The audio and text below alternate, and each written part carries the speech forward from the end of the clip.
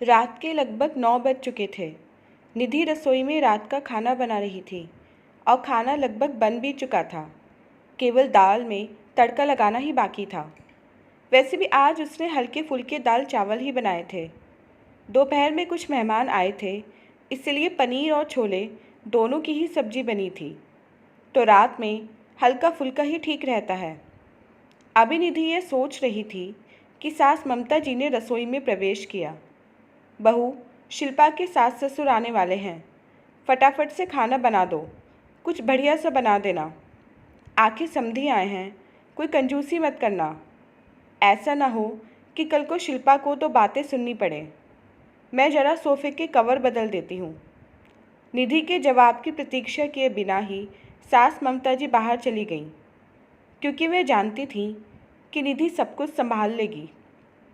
लेकिन ममता जी की बात सुनते ही निधि को 10 दिन पहले की घटना याद आ गई और ना चाहते हुए भी उसका मन एक बार फिर से दुखी हो गया।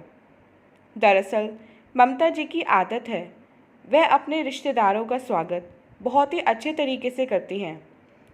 लेकिन अक्सर जब निधि के घर से कोई भी आता है तो उन्हें उचित सम्मान नहीं देती हैं।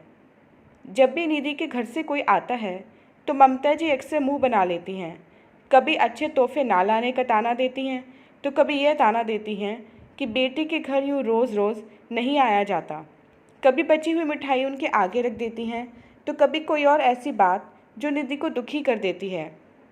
लेकिन पिछली बार तो हद ही हो गई, जब निधि के माता पिता अचानक बिना किसी पूर्व सूचना के आ गए, तो ममता जी ने दोबारा खाना न बनवाकर दाल को पानी डालकर पतला करने का आदेश दे दिया और दोपहर की पड़ी हुई सब्जियों में छौंक लगाकर गर्म करने को कह दिया। और रायते में तो वह खुद ही पानी डालकर चली गई। केवल खाने पीने में ही नहीं, अक्सर वे अपनी बातों से बता देती हैं कि निधि के परिवार में से किसी का भी यहाँ आना उन्हें पसंद नहीं है। वहीं दूसरी तरफ अगर उनकी बेटी के ससुराल से कोई आता है तो 36 तरीके के व्यंजन बनाए जाते हैं, उन्हें पूरा सम्मान दिया जाता है। आज भी जब उन्हें पता चला कि उनकी बेटी के सास ससुर आने वाले हैं, तो उन्होंने निधि को बढ़िया खाना बनाने का हुक्म दे डाला।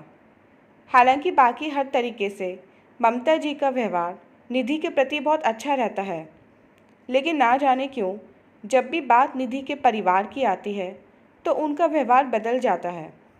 बस यही सब सोचकर आज निधि की आंख भर आई। कहते हैं कि किसी के सब्र का इम्तिहान नहीं लेना चाहिए, लेकिन शायद ममता जी ये बात समझ नहीं पा रही थी, इसलिए बार बार निधि के मायके वालों को अपमानित करके वह निधि को दुखी कर रही थी। लेकिन आज न जाने कहाँ से निधि में भी हिम्मत आ गई। अपने आंसू पोंछकर वह हॉल में आ गई और सोफे के कवर बदलती हुई ममता जी से बोली, मम्मी जी, दीदी के सास ससुर कब तक आएंगे? क्योंकि खाना तो लगभग बन ही चुका है। अरे, अभी तो तुझे बोलकर आई हूँ, इतनी जल्दी कैसे बन गया? मम्मी जी, वे क्या है ना, दाल चावल तो बन ही गए।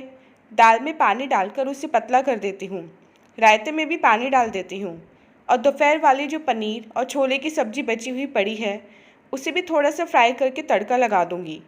और पूरियों का आटा तो दोपहर का बचा हुआ पड़ा ही है, तो एक्स्ट्रा खाना बनाने की कोई ज़रूरत ही नहीं है। वैसे भी आप ही तो कह रही थी ना उस दिन कि समधी तो घर के ही होते हैं, वह तो अपने ही होते हैं, वह थोड़ी ना बुरा मानेंगे अगर हम उन्हें दोपहर का खाना खिला देंगे। अब दोबारा खाना बनाएंगे तो दोपहर का खाना वेस्ट हो जाएगा ना। याद है मम्मी जी, आपको उस दिन जब मेरे मम्मी पापा आए थे तब आपने यही कहा था, तो फिर आज भी ऐसा करते हैं। दीदी के सास ससुर भी तो समधी ही हैं, घर के ही हैं, अपने ही लोग हैं, वह थोड़ी ना बुरा मानेंगे। क्यों, सही कह रही हूँ ना मैं मम्मी जी? निधि की कही हुई हर बात आज ममता जी को आईना दिखा रही थी और उन्हें यह एहसास करवा रही थी कि आज तक वो निधि के परिवार के साथ कितना गलत कर रही थी। शायद इसीलिए निधि कहने से इतना सब कुछ सुनने के बाद आज निधि से आंख मिलाने की उनकी हिम्मत नहीं हो रही थी। लेकिन फिर भी गलती का एहसास होने पर गलती को स्वीकार ना करना ये ममता जी की आदत थी। इसलिए चंद ही मिनटों बाद उन्होंने चुप्पी तोड़ते हुए निधि से कहा, बेटा, सबसे पहले तो आज तक जो गलत व्यवहार मैं तुम्हारे परिवार के साथ करती आई हूँ उसके लिए मुझे माफ़ कर दो। और दूसरी बात, मैं तुमसे वादा करती हूँ कि जिस तरीके का व्यवहार शिल्पा के ससुराल वालों के साथ मैं करती हूँ, जिस तरह उन्हें मान सम्मान देती हूँ, वही मान सम्मान और वही अपनापन अब से मैं तुम्हारे परिवार को भी दूंगी। देर से ही सही, लेकिन तुमने गुस्सा ना करके मुझे दो बातें सुनाकर सही राह दिखाने के लिए थैंक यू बेटा।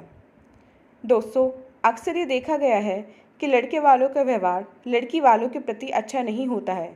उन्हें उचित मान सम्मान नहीं दिया जाता है, जबकि जिस माता पिता ने आपको अपने जिगर का टुकड़ा दे दिया है उनका सम्मान तो अत्यंत आवश्यक होता है। लेकिन फिर भी हमारे समाज न जाने क्यों उनकी अवहेलना कर बैठता है। इस विषय पर आपके क्या विचार?